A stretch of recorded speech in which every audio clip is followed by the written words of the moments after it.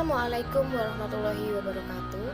Halo teman-teman, saya Selviana Puspita Dewi, NPM 202200028, Program Studi Pendidikan Sejarah Universitas Muhammadiyah Metro dari semester 3. Di video kali ini, saya akan menjelaskan perlawanan terhadap kolonialisme di Sumatera Barat, yaitu melalui Perang Padri. Dan video ini dibuat untuk memenuhi tugas akhir mata kuliah Sejarah Indonesia Masa Kolonial pada abad 16 sampai 19, dosen pengampu Ibu Sumiato. Berikut penjelasannya.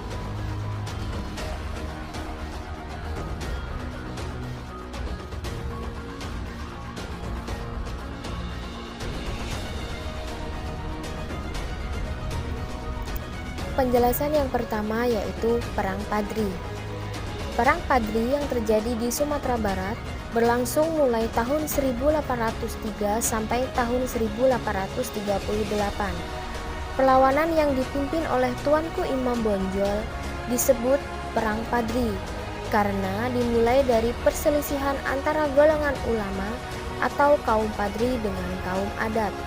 Semula peperangan ini hanya melibatkan penduduk Minang dan Mandailing, namun akhirnya Belanda mulai ikut campur hingga berubah menjadi perang kolonial. Selanjutnya yaitu latar belakang Perang Padri. Penyebab Perang Padri adalah adanya perselisihan antara kaum Padri dan kaum adat. Kaum Padri yang bertujuan untuk memurnikan pelaksanaan agama Islam mengutuk kebiasaan buruk di masyarakat yang bertentangan dengan ajaran agama. Kebiasaan buruk yang dimaksud seperti minum tua, berjudi, menyambung ayam, dan perbuatan tidak baik lainnya. Alhasil, meletuslah Perang Padri pada tahun 1803, di mana kaum Padri dipimpin oleh Harimau Nan Salapan dan kaum adat yang dipimpin oleh Sultan Arifin Muningsyah yang merupakan Raja Pagaruyung. Pada 1815, kaum Padri yang dipimpin oleh Tuanku Pasaman berhasil meruntuhkan kerajaan Pagaruyung dan membuat Sultan Arifin Muningsyah melarikan diri.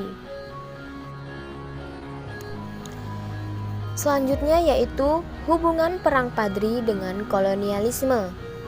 Hingga tahun 1821, Perang Padri dapat disebut sebagai perang saudara yang melibatkan penduduk Minang dan Mandailing. Pergolakan yang telah berlangsung selama hampir 2 dekade itu membuat kubu kaum adat semakin terdesak. Untuk melawan kaum Padri, pada 10 Februari 1821, Sultan Alam Bagargarsyah, yaitu raja terakhir Pagaruyung, terpaksa menandatangani perjanjian dengan Belanda, yaitu Perjanjian Masang, yang kemudian dianggap sebagai bentuk penyerahan. Dalam perjanjian itu, Belanda berjanji membantu perang melawan kaum Padri dan Sultan akan menjadi bawahan pemerintah pusat. Tidak lama kemudian, Belanda mulai membantu kaum adat dengan melancarkan serangkaian serangan kepada kaum Padri. Karena pertempuran berjalan sangat alot, pada tahun 1825,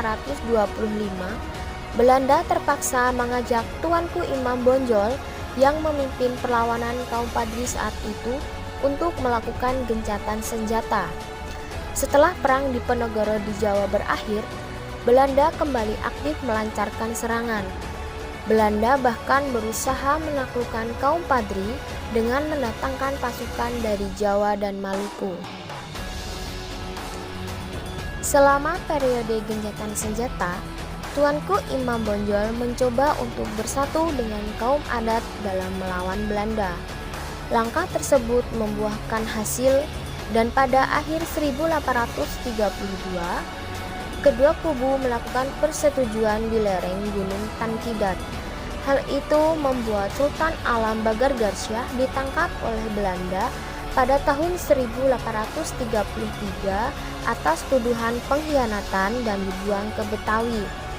Tindakan Belanda terhadap Sultan membuat kaum adat marah dan akhirnya bangkit melawan penjajah. Perang Padri semula merupakan perang saudara kemudian berubah menjadi perang kolonial karena kaum adat dan kaum Padri bersatu menghadapi Belanda.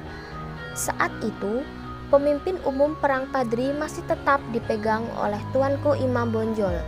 Namun, berbagai serangan yang dilancarkan penduduk Minangkabau dapat diredam oleh Belanda yang terus mendapatkan dukungan dari Batavia. Pada tahun 1837, benteng Tuanku Imam Bonjol dapat dikuasai dan Tuanku Imam Bonjol akhirnya menyerah. Pasca pengasingan Tuanku Imam Bonjol, Perang Padri masih sempat dilanjutkan dan dipimpin oleh Tuanku Tambusai. Akan tetapi, semua perlawanan rakyat Minangkabau berhasil ditumpas oleh Belanda.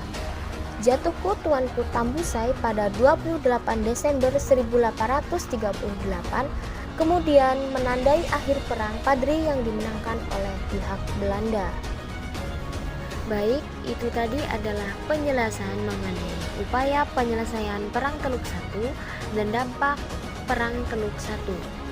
Sebelum saya akhiri, jika ada salah kata atau kalimat dalam penyampaian, saya mohon maaf yang sebesar-besarnya. Saya akhiri. Wassalamualaikum warahmatullahi wabarakatuh.